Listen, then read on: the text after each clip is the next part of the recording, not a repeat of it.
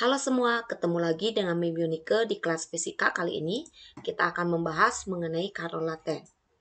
Nah, pada pertemuan sebelumnya, kalian pasti sudah mengenal apa arti kalor. Kalor adalah energi panas yang berpindah dari benda yang bersuhu lebih tinggi ke benda yang bersuhu lebih rendah. Satuan internasional kalor adalah Joule, atau disimbolkan dengan huruf J. Nah, ada 3 cara kalor dapat berpindah. Yang pertama yaitu konveksi, dan yang kedua radiasi, yang ketiga adalah konduksi. Konveksi adalah perpindahan kalor disertai dengan perpindahan partikelnya. Konveksi terjadi pada zat fluida, yaitu zat cair dan gas. Yang kedua adalah radiasi. Radiasi adalah perpindahan kalor tanpa memerlukan suatu medium. Dan yang ketiga adalah konduksi. Konduksi adalah perpindahan kalor tanpa disertai dengan perpindahan partikel. Konduksi terjadi pada zat padat. Nah, bagaimana cara menghitung kalor jika prosesnya mengalami perubahan suhu? Ingat, pertemuan yang lalu kalian sudah mengenal rumus dari kalor, yaitu macet. M-nya adalah massa dalam satuan kilogram, C-nya kalor jenis, satuannya joule per kilogram derajat Celcius, dan delta T yaitu perubahan suhu dalam satuan derajat Celcius. Pada pembahasan kali ini, kita akan belajar mengenai cara menghitung besar kalor yang dibutuhkan apabila terjadi perubahan wujud. Misalnya, perhatikan gambar ini. Ketika es sedang mencair, maka terdapat sejumlah kalor yang diserap yang digunakan untuk mengubah wujudnya. Oke, agar kalian lebih memahami bagaimana cara menghitung jumlah kalor yang dibutuhkan pada saat wujudnya berubah, kalian dapat menggunakan aplikasi berbasis website yaitu Java Lab.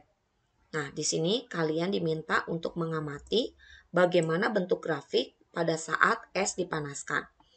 Gambar di sebelah kiri adalah gambar es bersuhu minus 20 derajat Celcius. Sedangkan gambar di sebelah kanan adalah gambar bentuk grafik suhu terhadap waktu.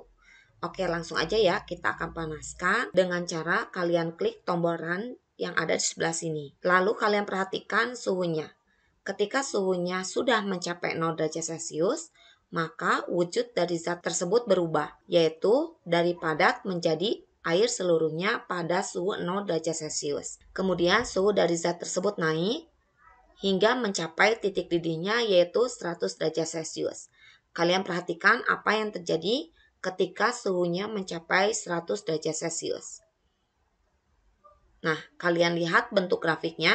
Pada saat suhu mencapai 100 derajat Celcius, maka terjadi perubahan wujud dari zat cair menjadi uap air. Nah, sehingga grafiknya datar. Kemudian, jika kita panaskan terus-menerus, maka grafiknya akan naik kembali sampai zat cair tersebut habis. Coba kalian perhatikan jika kita buat beberapa titik pada grafik, titik A, B, C, D, E, F, maka kita dapat menjelaskan bentuk dari grafik tersebut.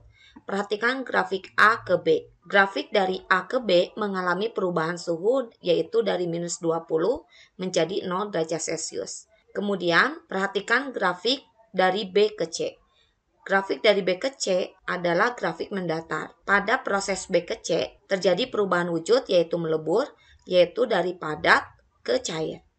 Kemudian, perhatikan kembali grafik C ke D, yaitu grafik yang garisnya naik. Artinya, terjadi perubahan suhu dari 0 derajat Celcius hingga mencapai titik didihnya, yaitu 100 derajat Celcius. Grafik dari D ke E terjadi perubahan wujud, yaitu menguap dari cair ke uap air. Maka grafik dari D ke E adalah grafik yang mendatar. Kemudian grafik dari E ke F, grafiknya naik kembali, sehingga dapat dikatakan grafik dari E ke F mengalami perubahan suhu. Nah, pada saat suatu zat mengalami perubahan wujud, maka terdapat sejumlah kalor yang diserap yang digunakan untuk mengubah wujudnya, yaitu kalor laten. Jadi, kalor laten itu adalah panas yang diserap oleh zat selama proses perubahan wujud dengan suhu konstan. Nah, pada saat suatu zat mulai melebur, terdapat kalor lebur yang diserap, yaitu banyaknya kalor yang diperlukan oleh 1 kg zat untuk mengubah wujudnya dari padat menjadi cair pada titik leburnya.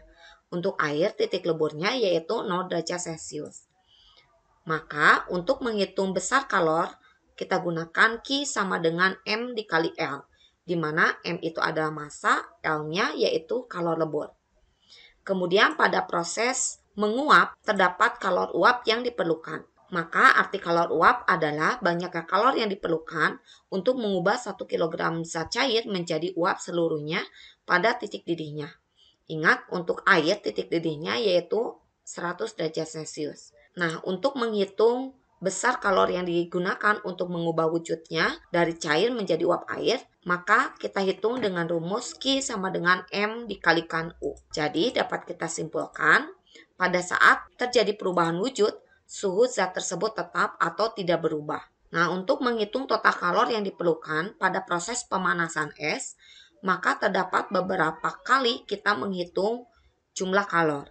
Yang pertama, pada proses A ke B yang mengalami perubahan suhu, kita harus menghitungnya dengan rumus MC delta T. Tetapi pada saat proses mengalami perubahan wujud, maka kita dapat menghitung dengan rumus Q sama dengan M kali L atau Q sama dengan M kali U.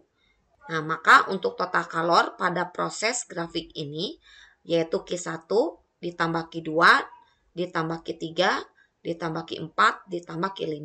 Oke, demikianlah pembahasan mengenai kalor-laten. Selanjutnya, kita akan bahas beberapa latihan soal. Untuk itu, tetap simak video selanjutnya.